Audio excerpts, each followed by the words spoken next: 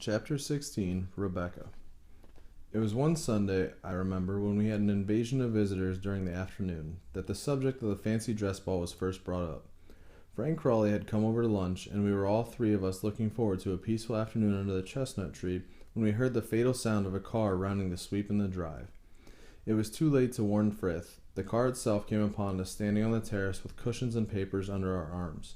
We had to come forward and welcome the unexpected guests. As it often happens in such cases, these were not to be the only visitors, and another car arrived about half an hour afterwards, followed by three local people who had walked from Carith, and we found ourselves with the peace stripped from our day, entertaining in group after group of dreary acquaintances, doing the regulation walk in the grounds, the tour of the rose garden, the stroll across the lawns, and the formal inspection of the Happy Valley.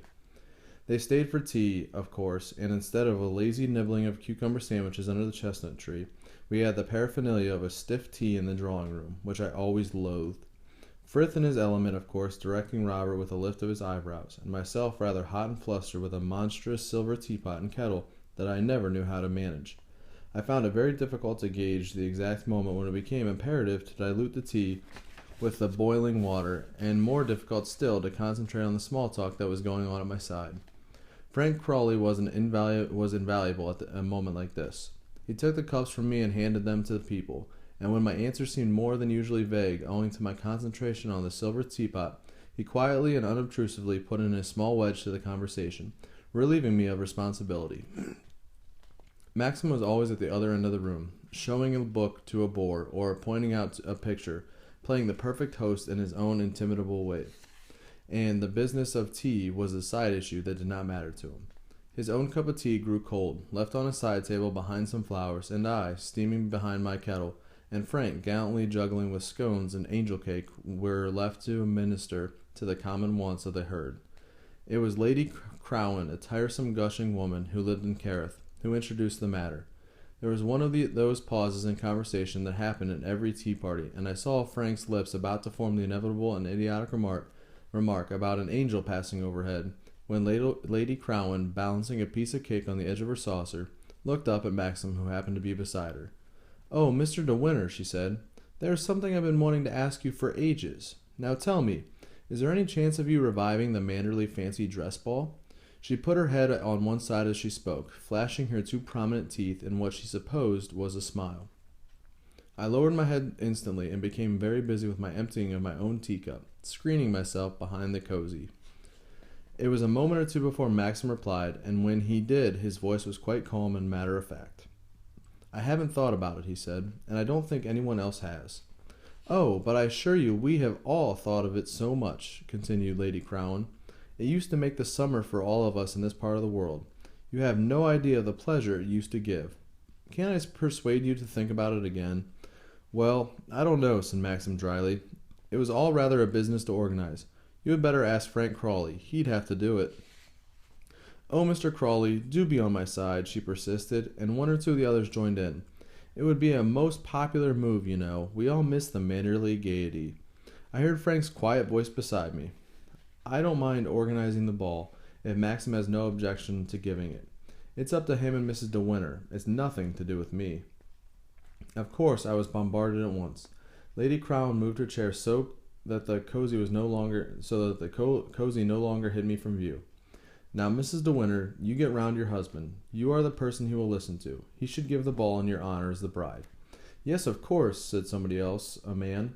"We miss the fun of the wedding, you know. It's a shame to deprive us all excitement. Hands up for the Manderley fancy dress ball. There you see, De Winter, carried unanimously." There was much laughter and clapping of hands. Maxim lit a cigarette and his eyes met mine over the teapot. "What do you think about it?" he said. "I don't know," I said uncertainly. "I don't mind." "Of course she longs to have a ball in her honor," gushed Lady Crowan. "What girl wouldn't? You'd look sweet, Mrs. De Winter, dressed as a little Dresden shepherdess, your hair tucked under a big three-cornered hat." I thought of my clumsy hands and feet and the slope of my shoulders. A fine Dresden shepherdess I found I should make. What an idiot the woman was. I was not surprised when nobody agreed with her, and once more I was grateful to Frank for turning the conversation away from me. "As a matter of fact, Maxim, someone was talking about it the other day. I suppose we shall be having some sort of celebration for the bride, shan't we, Mr. Crawley?" he said. I wish Mr. De Winter would give a ball again. It was rare fun for us all. It was Tucker at the home farm, he added to Lady Crowan. Of course, they do adore a show of any kind. I don't know, I told him. Mr. De Winter hasn't said anything to me. There you are, said Lady Crowan triumphantly to the drawing-room in general. What did I say? Your own people are asking for a ball. If you don't care for us, surely you care about them. Maxim still watched me doubtfully over the teapot. It occurred to me that perhaps he thought I could not face it, that being shy, as he knew only too well, I should find myself unable to cope. I did not want him to think that. I did not want him to feel I should let him down. I think it would be rather fun, I said. Maxim turned away, shrugging his shoulders. That settles it, of course, he said. All right, Frank, you will have to go ahead with the arrangements. Better get Mrs. Danvers to help you. She will remember the form. That amazing Mrs. Danvers is still with you, then? Said Lady Crowan. Yes, said Maxim shortly. Have some more cake, will you? Or have you finished? Then let's all go into the garden. We wandered out onto the terrace, everyone discussing the prospect of the ball and suitable dates, and then, greatly to my relief, the car parties decided it was time to take their departure, and the walkers went too, on being offered a lift. I went back into the drawing-room and had another cup of tea, which I thoroughly enjoyed now that the burden of entertaining had been taken from me. And Frank came too, and we crumbled up the remains of the scones and ate them, feeling like conspirators. Maxim was throwing sticks for Jasper on the lawn. I wondered if it was the same in every home, this feeling of exuberance when visitors had gone. We did not say anything about the ball for a little while, and then, when I had finished my cup of tea and wiped my sticky fingers on a handkerchief, I said to Frank, "What do you truthfully think about this fancy dress business?" Frank hesitated, half glancing out the window at Maxim on the lawn. "I don't know," he said. Maxim did not seem to object, did he? I thought he took the suggestion very well. It was difficult for him to do anything else, I said. What a tiresome person Lady Crowan is. Do you really believe all the people around here are talking and dreaming of nothing but a fancy dress ball at Manderley? I think they would all enjoy a show of some sort, said Frank. We're very conventional down here, you know, about these things. I don't honestly think Lady Crowan was exaggerating when she said something should be done in your honor. After all, Mrs. De Winter, you are a bride. How pompous and stupid it sounded. I wish Frank would not always be so terribly correct. I'm not a bride, I said. I did not even have a proper wedding. No white dress or orange blossoms or trailing bridesmaids. I don't want any silly dance given to my honor. It's a very fine sight, Manderley and fete, said Frank. You'll enjoy it. You see. You won't have to do anything alarming. You just receive the guests, and there's nothing in that. Perhaps you'll give me a dance. Dear Frank, I love this little solemn air of gallantry. You shall have as many dances as you like, I said. I shan't dance with anyone except you and Maxim. Oh, but that would not look right at all, said Frank seriously. People would be very offended. You must dance with people who ask you. I turned away to hide my smile. It was a joy to me that he never knew when his leg had been pulled. Do you think Lady Crowan's suggestion about the Dresden shepherdess was a good one? I said slyly. He considered me solemnly, without the trace of a smile. Yes, I do, he said. I think you'd look very well indeed. I burst into laughter. Oh, Frank, dear, I do love you, I said, and he turned rather pink, a little shocked, I think, at my impulsive words, and a little hurt, too, that I was laughing at him. I don't see that I've said anything funny, he said stiffly. Maxim came in at the window, Jasper dancing at his heels. What's all the excitement about, he said. Frank is being so gallant, I said. He thinks Lady Crowan's idea of my dressing up as a Dresden shepherdess is nothing to laugh at. Lady Crowan is a damn nuisance, said Maxim. If she had to write out all the invitations and organize the affair, she would not be so enthusiastic. It's always been the same, though. The locals look upon Manderley as if it was a pavilion on the end of a pier, and expect us to put up a turn for their benefit. I suppose we shall have to ask the whole county. I got the records in the office, said Frank. It won't really entail much work. Licking the stamps is the longest job. We'll give that to you to do, said Maxim, smiling at me. Oh, we'll do that in the office, said Frank. Mrs. De Winter need not bother her head about anything at all. I wondered what they would say if I suddenly announced my intention of running the whole affair. Laugh, I supposed, and then begin talking of something else. I was glad, of course, to be relieved of responsibility, but it rather added to my sense of humility to feel that I was not even capable of licking stamps. I thought of the writing desk in the morning room, the docketed pigeonholes all marked in ink by that slanting pointed hand. What will you wear? I said to Maxim. I never dress up, said Maxim. It's the one perquisite allowed to the host, isn't it, Frank? I can't really go as a Dresden shepherdess, I said. What on earth shall I do? I'm not much good at dressing up. Put a ribbon round your hair and be Alice in Wonderland, said Maxim lightly. You look like it now with your finger in your mouth. Don't be so rude, I said. I know my hair is straight, but it isn't as straight as that. I tell you what, I'll give you and Frank the surprise of your lives, and you won't know me. As long as you don't black your face and pretend to be a monkey, I don't mind what you do, said Maxim. All right, that's a bargain, I said. I'll keep my costume a secret to the last minute, and you won't know a thing about it. Come on, Jasper, we don't care what they say, do we? I heard Maxim laughing as I went out into the garden, and he said something to Frank which I did not catch. I wish he would not always treat me as a child, rather spoilt, rather irresponsible, someone to be petted from time to time when the mood came upon him, but more often forgotten, more often patted on the shoulder and told to run away and play. I wish something would happen to make me look wiser, more mature. Was it always going to be like this? He away ahead of me, with his own moods that I did not share, his secret troubles that I did not know. Would we never be together, he a man and I a woman, standing shoulder to shoulder, hand in hand, with no gulf between us? I did not want to be a child. I wanted to be his wife, his mother. I wanted to be old. I stood on the terrace, biting my nails, looking down towards the sea, and as I stood there, I wondered for the 20th time that day whether it was by Maxim's orders that those rooms in the west wing were kept furnished and untouched. I wondered if he went as Mrs. Danvers did and touched the brushes on the dressing table, opened the wardrobe doors, and put his hands amongst the clothes. Come on, Jasper, I shouted. Run with me. Come on, can't you? And I tore across the grass savagely, angrily, bitter tears behind my eyes, with Jasper leaping at my heels and barking hysterically. The news soon spread about the fancy dress ball. My little maid Clarice, her eyes shining with excitement, talked of nothing else. I gathered from her that the servants in general were delighted. Mr. Frith says it will be like old times, said Clarice eagerly. I heard him saying so to Alice in the passage this morning. What will you wear, madam? I don't know, Clarice. I can't think, I said. Mother said I was to be sure and tell her, said Clarice. She remembers the last ball he gave at Manderley, and she has never forgotten it. Will you be hiring a costume from London, do you think?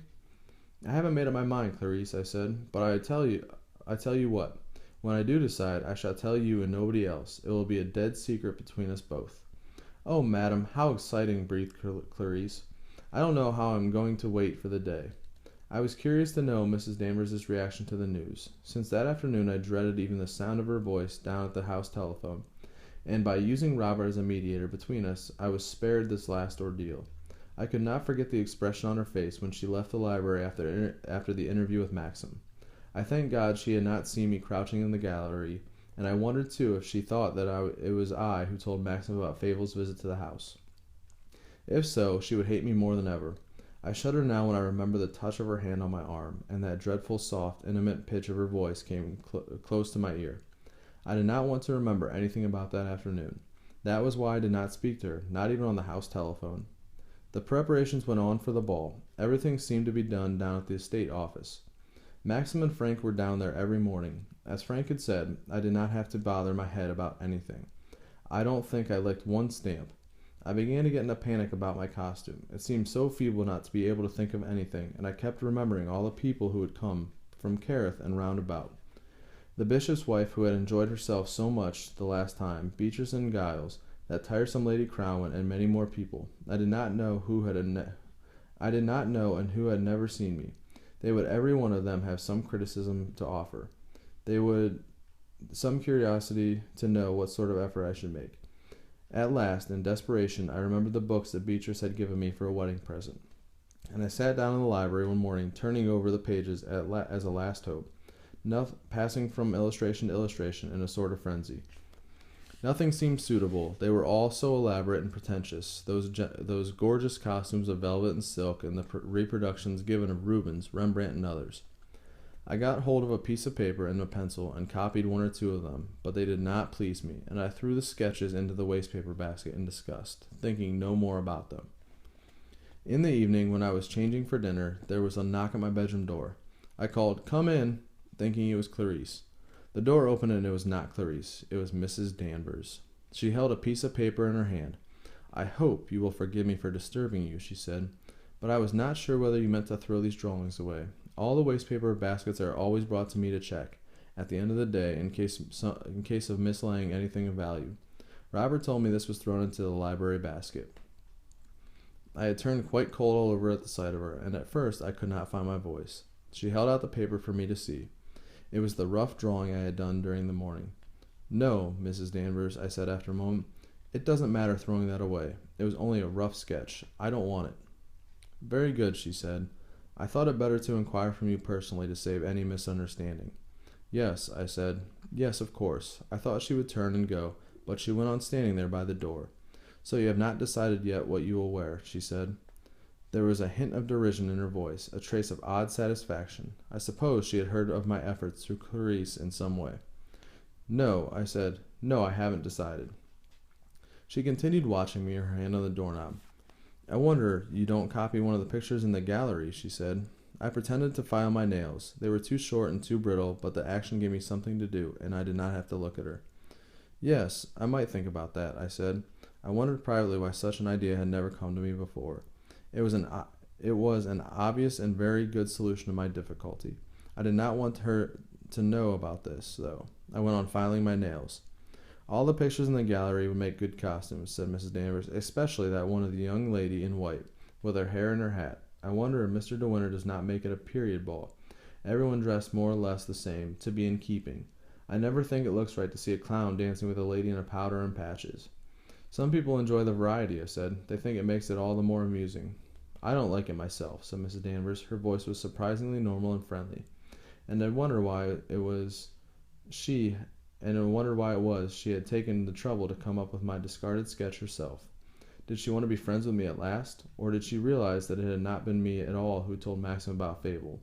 And this was her way of thanking me for my silence. "Has not Mr. De Winter suggested a costume for you?" she said. "No," I said after a moment's hesitation.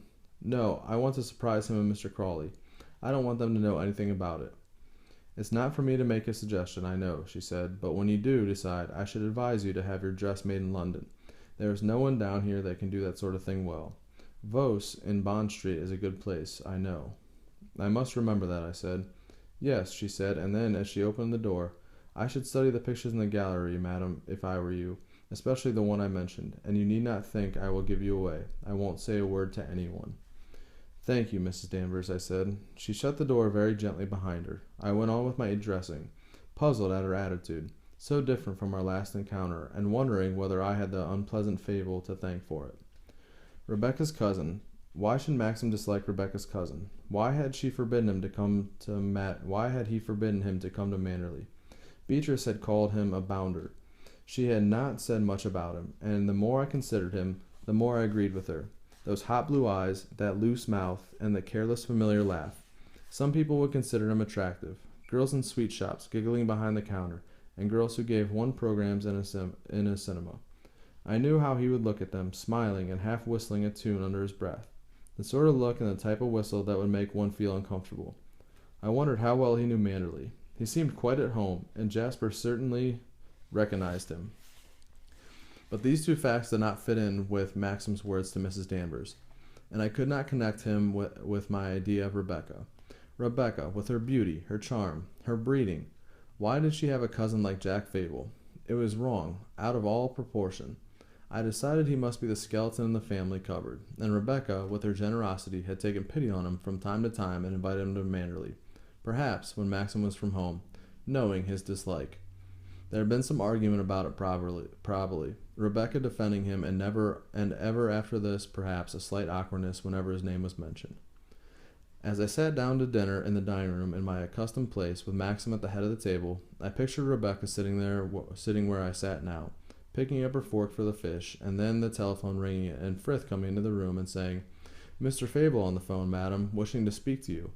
And Rebecca would get up from her chair with a quick glance at Maxim, who would not say anything, who would go on eating his fish.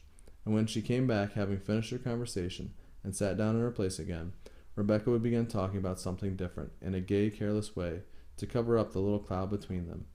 At first Maxim would be glum, answering in monosyllables, but little by little she would win his humor back, again, telling him some story of her day, about someone she had seen in Carrith, and when they had finished the next course he would be laughing again, looking at her and smiling, putting out his hand to her across the table. "What the devil are you thinking about?" said Maxim. I started, the color flooding my face, for in that brief moment, 60 seconds in time perhaps, I had so identified myself with Rebecca that my own doll self did not exist, had never come to Manderley. I had gone back in thought and in a person to the days that were gone. Do you know you were going through the most extraordinary antics instead of eating your fish? Said Maxim. First you listened, as though you heard the telephone, and then your lips moved and you threw a half-glance at me, and you shook your head and smiled, and shrugged your shoulders, all in about a second. Are you practicing your appearance for that fancy dress ball? He looked across at me laughing, and I wondered what he would say if he really knew my thoughts, my heart, and my mind, and that for 1 second he had been the Maxim of another year, and I had been Rebecca. You look like a little criminal, he said. What is it? Nothing, I said quickly. I wasn't doing anything. Tell me what you were thinking. Why should I? You never tell me what you are thinking. I don't think you've ever asked me. Have you? Yes, I did. Once. I don't remember. We were in the library. Very probably. What did I say? You told me you were wondering who had been chosen to play for Surrey against Middlesex. Maxim laughed again. What a disappointment to you. What did you hope I was thinking? Something very different. What sort of thing? Oh, I don't know. No, I don't suppose you do. If I told you I was thinking about Surrey and Middlesex, I was thinking about Surrey and Middlesex. Men are simpler than you imagine, my sweet child.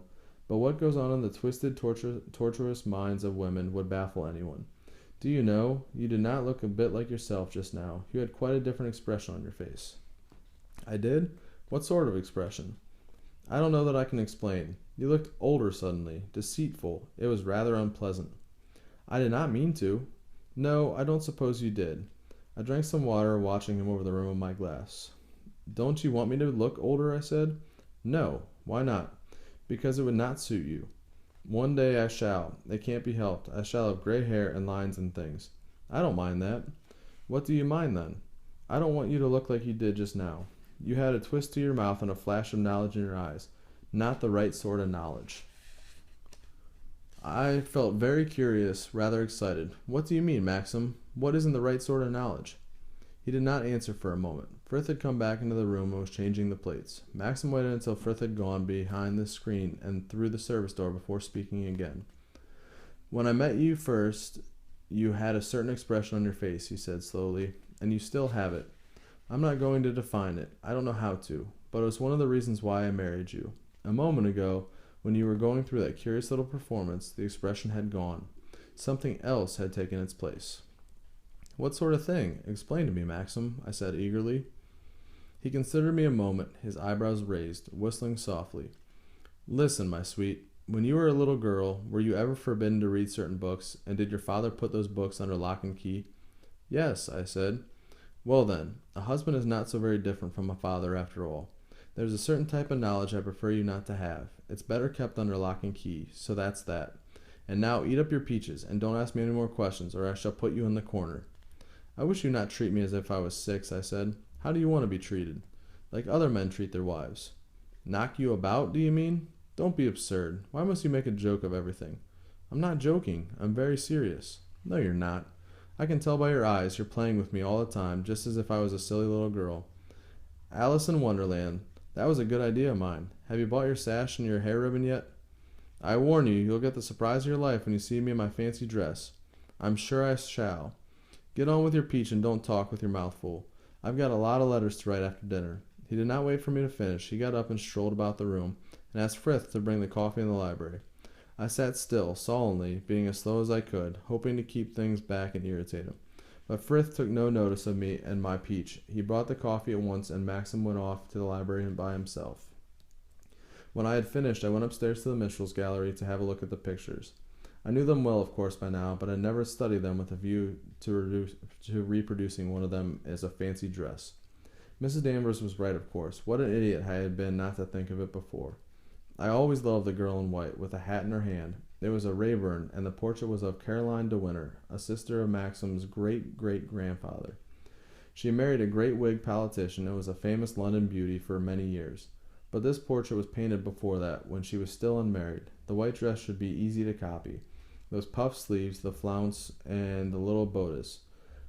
The hat might be rather difficult, and I should have to wear a wig. My straight hair would never curl in that way. Perhaps that Vos place in London that Mrs. Danvers had told me about would do the whole thing. I would send them a sketch of the portrait and tell them to copy it faithfully, sending my measurements. What a relief it was to have decided at last, quite a weight off my mind. I began almost to look forward to the ball. Perhaps I should enjoy it after all, almost as much as little Clarice.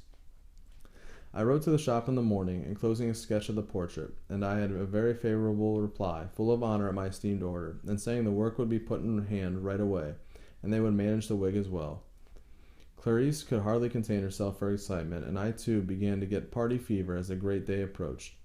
Giles and Beatrice were coming for the night, but nobody else, thank heaven, although a lot of people were expected to dinner first. I had imagined we should have to hold a large house party for the occasion, but Maxim decided against it. Having the dance alone is quite enough, he said, and I wondered whether he did it for my sake alone, or whether a large crowd of people really bored him as he said. I had heard so much of the Manderley parties in the old days, with people sleeping in the bathrooms and on sofas because of the squash. And here we were alone in the vast house, with only Beatrice and Giles to count as guests. The house began to wear a new expectant air. Men came to lay the floor for dancing in the great hall, and in the drawing room some of the furniture was moved so that the long buffet tables could be placed against the wall. Lights were put up on the terrace, and in the rose garden too. Wherever one walked, there would be some sign of preparation for the ball. Workmen from the estate were everywhere, and Frank came to lunch nearly every day. The servants talked of nothing else, and Frith stalked about as though the whole of the evening would depend on him alone. Robert rather lost his head and kept forgetting things, napkins at lunch and handing vegetables. He wore a harassed expression, like someone who has got to catch a train. The dogs were miserable. Jasper trailed about the hall with his tail between his legs, and nipped every workman on sight. He used to stand on the terrace, barking idiotically, and then dash madly from one corner to the other of the lawn and eat grass in a sort of frenzy. Mrs. Danvers never obtruded herself, but I was aware of her continually. It was her voice I heard in the drawing room when they came to put the tables. It was she who gave directions for the laying of the floor in the hall. Whenever I came upon the scene, she had always just disappeared. I would catch a glimpse of her skirt brushing the door, or hear the sound of her footsteps on the stairs. I was a lay figure, no use to man or beast. I used to stand about doing nothing except get in the way. "Excuse me, madam," I would hear a man say, just behind me, and he would pass with a smile of apology, carrying 2 chairs on his back, his face dripping with perspiration. "I'm awfully sorry," I would say, getting quickly to one side, and then put a cover to my idleness. "Can I help you? What about putting those chairs in the library?" The man would look bewildered. "Mrs. Danvers's orders, madam, was that we were to take the chairs round to the back to be out of the way." "Oh," I said, "yes, of course. How silly of me."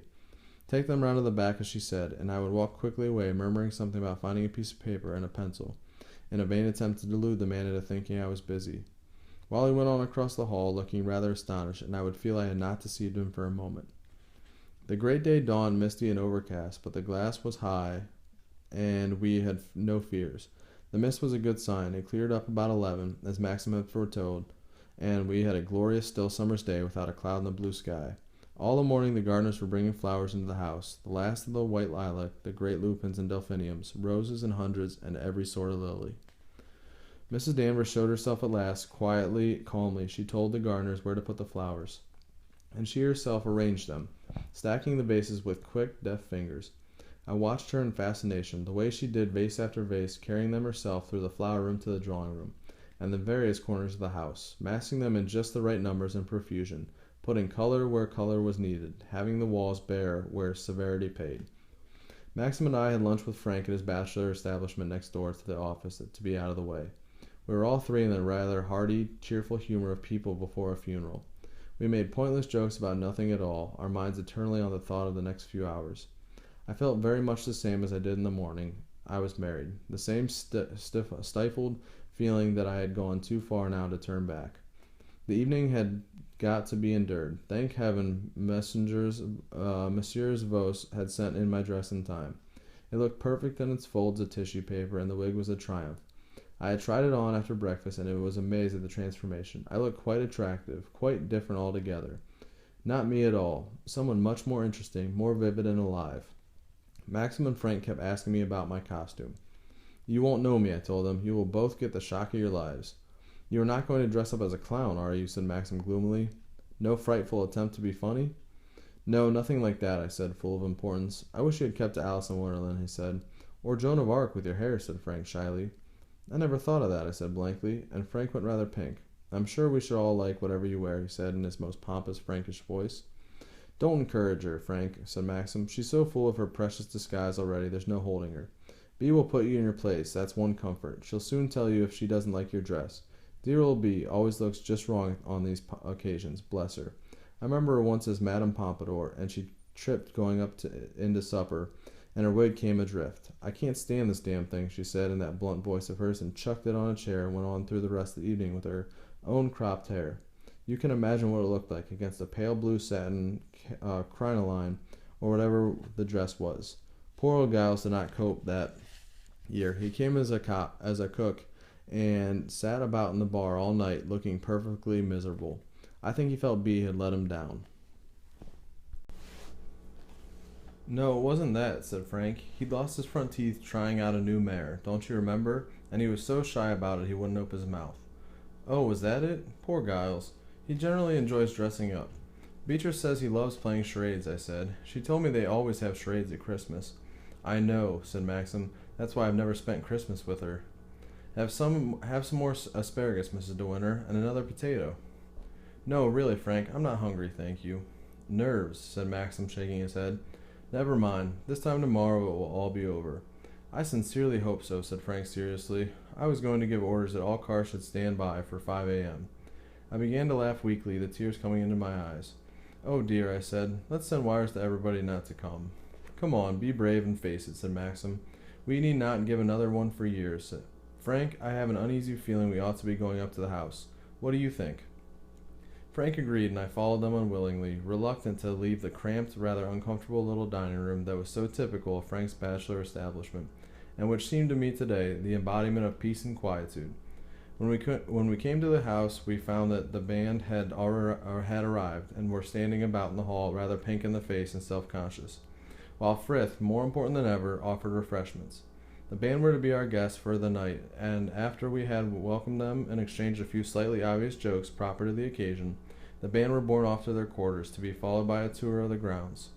The afternoon dragged, like the last hour before a journey, when one is packed up and keyed to departure, and I wandered from room to room almost as lost as Jasper, who trailed reproachfully at my heels. There was nothing I could do to help, and it would have been wiser on my part to have kept clear of the house altogether, and taken the dog and myself for a long walk.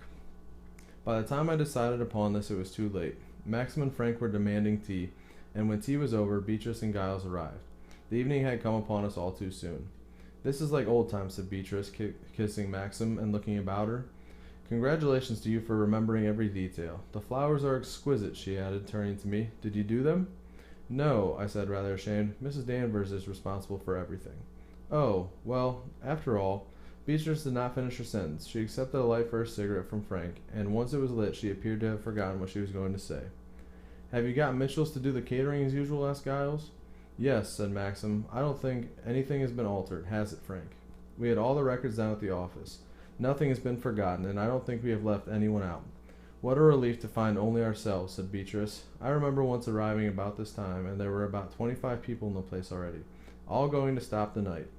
What's everyone going to wear? I suppose Maxim always refuses to play? As always, said Maxim. Such a mistake, I think. The whole thing would go with much more swing if you did. Have you ever known a ball at Manderley not to go with swing? No, my dear boy. The organization is too good. But I do think the host ought to give the lead himself. I think it's quite enough if the hostess makes the effort, said Maxim. Why should I make myself hot and uncomfortable and a damn fool into the bargain? Oh, but that's absurd. There's no need to look a fool. With your appearance, my dear Maxim, you could get away with any costume. You don't have to worry about your figure like poor Giles. What is Giles going to wear tonight, I asked. Or is it a dead secret? No, rather not, beamed Giles. As a matter of fact, it's a pretty good effort. I got our local tailor to rig it up. I'm coming as an Arabian sheik. Good God, said Maxim. It's not all that bad, said Beatrice warmly. He stains his face, of course, and leaves off his glasses. The headdress is authentic. We borrowed it from a friend who used to live in the East, and the rest the tailor copied from some paper. Giles looks very well in it. What are you going to be, Miss Lacey? Said Frank. Oh, I'm afraid I haven't copied much, said Beatrice. I've got some sort of Eastern get-up to go with Giles, but I don't pretend it's genuine. Strings of beads, you know, and a veil over my face. It sounds very nice, I said politely. Oh, it's not bad. Comfortable to wear. That's one blessing. I shall take off the veil if I get too hot. What are you wearing? Don't ask her, said Maxim. She won't tell any of us. There has never been such a secret. I believe she even wrote to London for it. My dear, said Beatrice, rather impressed. Don't say you've gone a bust and will put us all to shame. Mine is only homemade, you know. Don't worry, I said, laughing. It's quite simple, really, but Maxim would tease me, and I've promised to give him the surprise of his life. Quite right, too, said Giles. Maxim is too superior altogether. The fact is he's jealous, wishes he was dressing up like the rest of us, and doesn't like to say so. Heaven forbid, said Maxim. What are you doing, Crawley? Asked Giles. Frank looked rather apologetic. I've been so busy, I'm afraid I've left the things to the last moment. I hunted up an old pair of trousers last night and a striped football jersey, and thought of putting a patch over one eye and coming as a pirate. Why on earth didn't you write to us and borrow a costume, said Beatrice. There's one of a Dutchman that Roger had last winter in Switzerland. It would have suited you excellently. I refuse to allow my agent to walk about as a Dutchman, said Maxim. He'd never get rents out of anybody again. Let him stick to his pirate. It might frighten some of them. Anything less like a pirate, murmured Beatrice in my ear. I pretended not to hear. Poor Frank, she was always rather down on him. How long will it take me to paint my face? Asked Giles. 2 hours at least, said Beatrice. I should begin thinking about it if I were you. How many shall we be at dinner? 16, said Maxim, counting ourselves. No strangers. You know them all. I'm beginning to get dress fever already, said Beatrice. What fun it all is. I'm so glad you decided to do this again, Maxim. You've got her to thank for it, said Maxim, nodding at me. Oh, it's not true, I said. It was all the fault of Lady Crowan. Nonsense, said Maxim, smiling at me. You know you're as excited as a child at its first party. I'm not. I'm longing to see your dress, said Beatrice. It's nothing out of the way. Really, it's not, I insisted. Mrs. De Winter says we shan't know her, said Frank. Everybody looked at me and smiled. I felt pleased and flushed and rather happy. People were being nice. They were all so friendly. It was suddenly fun. The thought of the dance and that I was to be the hostess. The dance was being given for me in my honor, because I was the bride. I sat on the table in the library, swinging my legs, while the rest of them stood around, and I had a longing to go upstairs and put on my dress, try the wig in front of the looking-glass, turn this way and that before the long mirror in the wall.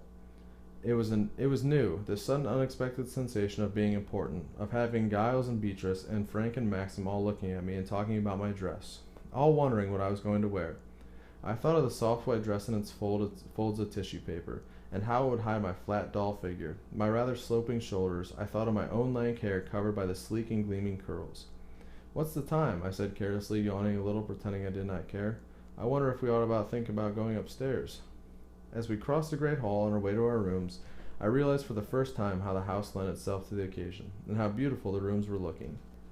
Even the drawing room, formal and cold to my consideration when we were alone, was a blaze of color now. Flowers in every corner, red roses in silver bowls on the white cloth of the supper table. The long windows opened to the terrace, where, as soon as it was dusk, the fairy lights would shine. The band had stacked their instruments ready in the minstrels' gallery above the hall, and the hall itself wore a strange, waiting air. There was a warmth about it I had never known before, due to the night itself, so still and clear, and to the flowers beneath the pictures, to our own laughter as we hovered on the wide stone stairs. The old austerity had gone. Manderley had come alive in fashion I would not have believed possible. It was not the still, quiet Manderley I knew. There was a certain significance about it now that had not been seen before. A reckless air, rather triumphant, rather pleasing. It was as if the house remembered other days, long, long ago, when the hall was a banqueting hall indeed, with weapons and tapestry hanging upon the walls, and men sat at a long, narrow table in the center, laughing louder than we laugh now, calling for wine, for song, throwing great pieces of meat upon the flags to the slumbering dogs. Later in other years it would still be gay, but with a certain grace and dignity, and Caroline de Winter, whom I should represent tonight, would walk down the wide stone stairs in her white dress to dance the minuet. I wish we could sweep away the years and see her. I wish we did not have to degrade the house with our modern jig tunes, so out of place and unromantic. They would not suit Manderley. I found myself in sudden agreement with Mrs. Danvers. We should have made it a period ball, not the hodgepodge of humanity it was bound to be, with Giles, poor fellow, well-meaning and hearty in his guise of an Arabian sheik. I found Clarice waiting for me in my bedroom, her round face scarlet with excitement. We giggled at one another like schoolgirls, and I bade her lock my door. There was much sound of tissue paper, rustling and mysterious. We spoke to one another softly like conspirators. We walked on tiptoe. I felt like a child again on the eve of Christmas. This padding to and fro in my room with bare feet, the little furtive bursts of laughter, the stifled exclamations, reminded me of hanging up my stockings long ago. Maxim was safe in his dressing room, and the way through was barred against him. Clarice alone was my ally and favored friend. The dress fitted perfectly. I stood still, hardly able to restrain my impatience, while Clarice hooked me up with fumbling fingers. "It's handsome, madam," she kept saying, leaning back on her heels to look at me. "It's a dress fit for the Queen of England." "What about under the left shoulder there?" I said anxiously. "That strap of mine, is it going to show?" "No, madam, nothing shows." "How is it? How do I look?" I did not wait for her answer. I twisted and turned in front of the mirror. I frowned, I smiled. I felt different, already. No longer hampered by my appearance. My own dull personality was submerged at last. "Give me my wig," I said excitedly. "Careful, don't crush it. The curls mustn't be flat. They are supposed to stand out from the face." Clarice stood behind my shoulder. I saw her round the face beyond mine in the reflection looking glass, her eyes shining, her mouth a little open. I brushed my own hair sleek behind my ears. I took hold of the soft gleaming curls with my trembling fingers, laughing under my breath, looking up at Clarice. "Oh, Clarice," I said, "what will Mr. De Winter say?" I covered my own mousy hair with a curled wig, trying to hide my triumph, trying to hide my smile. Somebody came and hammered on the door. "Who's there?" I called in panic. "You can't come in." "It's me, my dear. Don't alarm yourself," said Beatrice. "How far have you got? I want to look at you." "No, no," I said. "You can't come in. I'm not ready." The flustered Clarice stood beside me, her hand full of hairpins, while I took them from her one by one, controlling the curls that had come fluffed in the box. "I'll come down when I'm ready," I called. "Go on down, all of you. Don't wait for me. Tell Maxim he can't come in." "Maxim's down," she said. "He came along to us. He said he hammered on your bathroom door, and you never answered." "Don't be too long, my dear. We are all so intrigued. Are you sure you don't want any help?" "No," I shouted impatiently, losing my head. "Go away. Go on down." Why did she have to come and bother just at this moment? It fussed me. I did not know what I was doing. I jabbed with a hairpin, flattening it against a curl. I heard no more from Beatrice, so she must have gone along the passage. I wondered if she was happy in her Eastern robes, and if Giles had succeeded in painting his face. How absurd it was, the whole thing. Why did we do it? I wondered why we were such children. I did not recognize the face that stared at me in the glass. The eyes were larger, surely, the mouth narrower, the skin white and clear. The curls stood away from the head in a little cloud. I watched this self that was not me at all, and then smiled, a new slow smile. "Oh, Clarice," I said. "Oh, Clarice." I took the skirt of my dress in my hands and curtsied to her. The flounce was sweeping the ground. She giggled excitedly, rather embarrassed, flushed though, very pleased. I paraded up and down in front of my glass, watching my reflection. "Unlock the door," I said. "I'm going down. Run ahead and see if they are there." She obeyed me, still giggling, and I lifted my skirts off the ground and followed her along the corridor. She looked back at me and beckoned. "They've gone down," she whispered. "Mr. De Winter and Major and Mrs. Lacey. Mr. Crawley has just come. They are all standing in the hall." I peered through the archway at the head of the big staircase and looked down on the hall below. Yes, there they were. Giles in his white Arab dress, laughing loudly, showing the knife at his side. Beatrice swathed in an extraordinary green garment, hung about the neck with trailing beads. Poor Frank, self-conscious and slightly foolish in his striped jersey and sea boots. Maxim, the only normal one of the party, in his evening clothes. "I don't know what she's doing," he said. "She's been up in her bedroom for hours. What's the time, Frank? The dinner crowd will be upon us before we know where we are." The band were changed and in the gallery already. One of the men was tuning his fiddle. He played a scale softly and then plucked at a string. The light shone out on the pictures of Caroline de Winter. Yes, the dress had been copied exactly from my sketch of the portrait. The puffed sleeve, the sash and the ribbon, the wide floppy hat I held in my hand, and my curls were her curls. They stood out from my face as hers did in the picture. I don't think I have ever felt so excited before, so happy, so proud.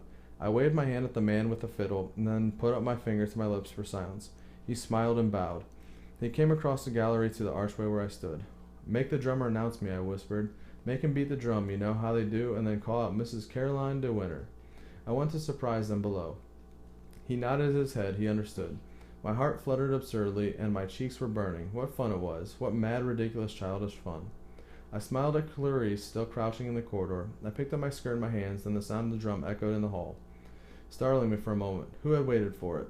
Who knew that it would come? I saw them look up, surprised and bewildered, from the hall below. "Miss Caroline de Winter," shouted the drummer. I came forward to the head of the stairs, and then stood there smiling, my hat in my hand, like the girl in the picture. I waited for the clapping and the laughter that would follow as I walked slowly down the stairs. Nobody clapped. Nobody moved. They all stared at me like dumb things. Beatrice uttered a low cry and put her hand to her mouth. I went on smiling. I put one hand on the banister. "How do you do, Mr. De Winter?" I said. Maxim had not moved. He stared up at me, his glass in his hand. There was no color in his face. It was ashen white. I saw Frank go to him as though he would speak, but Maxim shook him off. I hesitated, one foot already on the stairs. Something was wrong. They had not understood. Why was Maxim looking like that? Why did they all stand like dummies, like people in a trance? Then Maxim moved forward to the stairs, his eyes never leaving my face. "What the hell do you think you are doing?" he said. His eyes blazed in anger. His face was still ashen white. I could not move. I went on standing there, my hand on the banister. "It's the picture," I said, terrified at his eyes, at his voice. "It's the picture, the one in the gallery." There was a long silence. We went on staring at each other. Nobody moved in the hall. I swallowed. My hand moved to my throat. "What is it?" I said. "What have I done?" If only they would not stare at me like that, with that dull, blank faces. If only somebody would say something. When Maxim spoke again, I did not recognize his voice. It was still and quiet, icy cold, not a voice I knew. "Go and change," he said. "It does not matter what you put on.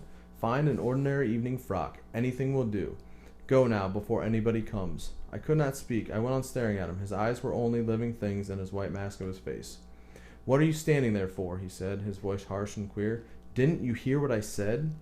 I turned and ran blindly through the archway to the corridors beyond. I caught a glimpse of the astonished face of the drummer who had announced me. I brushed past him, stumbling, not looking where I went. Tears blinded my eyes. I did not know what was happening. Clarice had gone. The corridor deserted. I looked about me, stunned and stupid like a hunted thing. Then I saw that the door leading to the west wing was open wide, and that someone was standing there. It was Mrs. Danvers. I shall never forget the expression on her face. Loathsome, triumphant, the face of an exulting devil. She stood there smiling at me. And then I ran from her, down the long narrow passage to my own room, tripping, stumbling over the flounces of my dress.